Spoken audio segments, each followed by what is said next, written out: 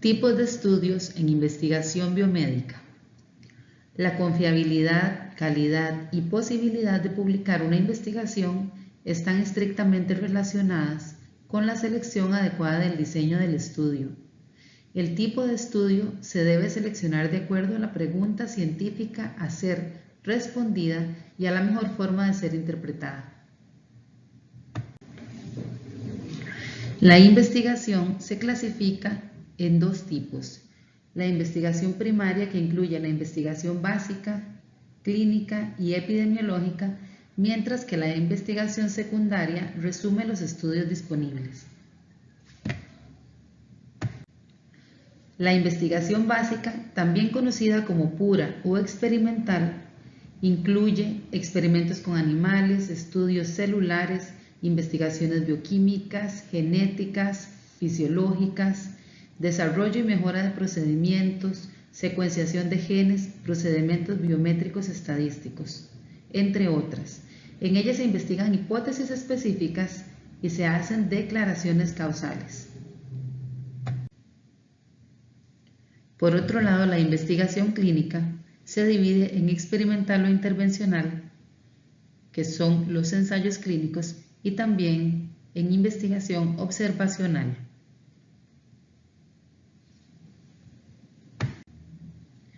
En cuanto a los estudios clínicos de fármacos, están incluidos dentro de la investigación clínica experimental o intervencional y se define como cualquier estudio realizado en seres humanos con el propósito de estudiar o demostrar los efectos clínicos o farmacológicos de medicamentos, para establecer los efectos secundarios o para investigar la absorción, distribución, metabolismo o eliminación, con el objetivo de proporcionar una clara evidencia de la eficacia o la seguridad de la droga.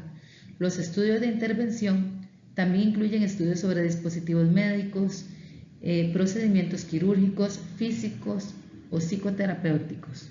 El objetivo es comparar procedimientos de tratamiento dentro de una población de pacientes que debe exhibir las mínimas diferencias internas posibles entre los grupos de estudio. Se incluye para esto un grupo control en los estudios. Se asignan aleatoriamente o al azar los pacientes que van a conformar los grupos con el fin de que haya una asignación equilibrada o homogeneidad. Se utiliza el cegamiento para disminuir el riesgo. Se estima un tamaño de muestra para asegurar la validez estadística y se monitorea la implementación del estudio y la recolección de los datos. Por todas las razones metodológicas mencionadas y por razones éticas, el ensayo clínico aleatorizado, controlado y ciego con planificación del tamaño de la muestra se acepta como el estándar de oro para evaluar la eficacia y la seguridad de las terapias, dispositivos o medicamentos, según lo comentamos en la lámina previa. Por otro lado, tenemos la investigación clínica observacional o no intervencional, y se refiere a los estudios relacionados con el paciente en los que el individuo recibe una terapia personalizada. El médico asigna la terapia en función del diagnóstico clínico. Los estudios clínicos observacionales incluyen estudios de pronóstico, estudios de drogas observacionales, análisis de datos secundarios, series de casos, sobre todo en enfermedades raras, y estudios de casos individuales. Las series de casos y los estudios de caso individuales se utilizan con fines descriptivos. Generalmente se realiza una evaluación retrospectiva. El tercer grupo de la investigación primaria son los estudios epidemiológicos. El objetivo de ellos es investigar la distribución y los cambios históricos en la frecuencia de las enfermedades y las causas de estas. Se clasifican en experimentales y en observacionales.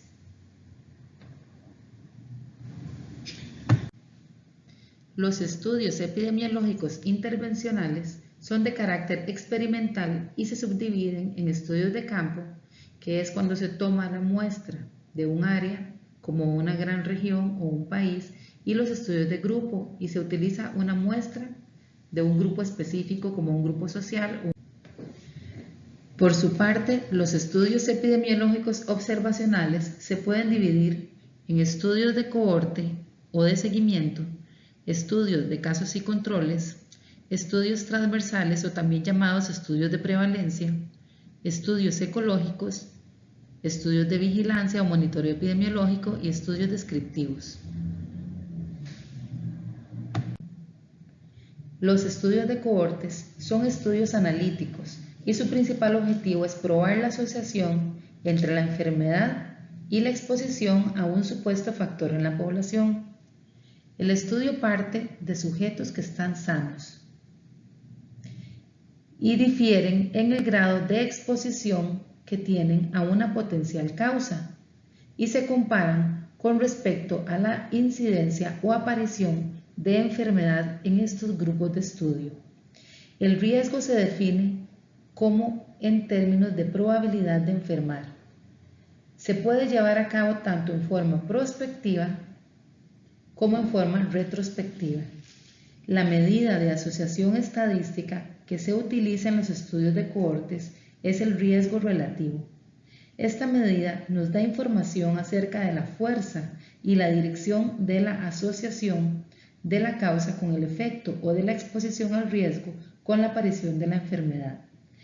En el uso de la medida riesgo relativo, el cálculo de intervalos de confianza es necesario para conocer la agudeza de la medida de asociación.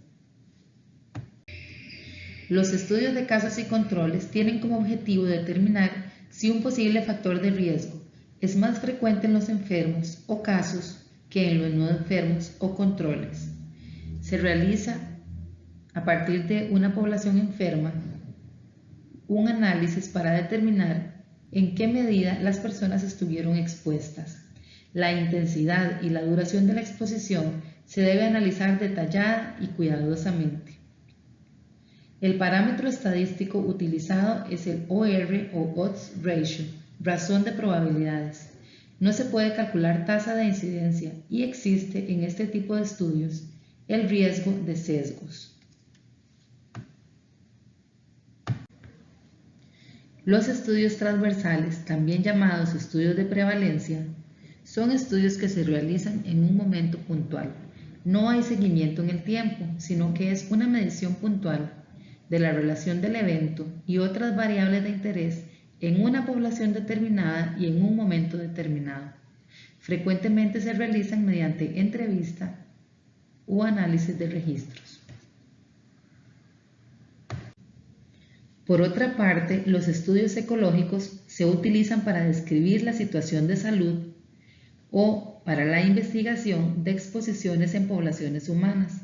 Se caracterizan por estudiar grupos más que individuos y son estudios generadores de hipótesis.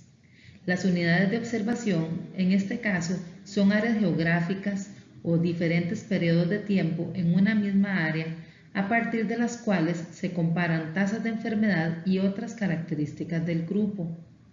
Se utilizan rutinariamente datos registrados y se comparan diversas áreas o múltiples niveles de exposición.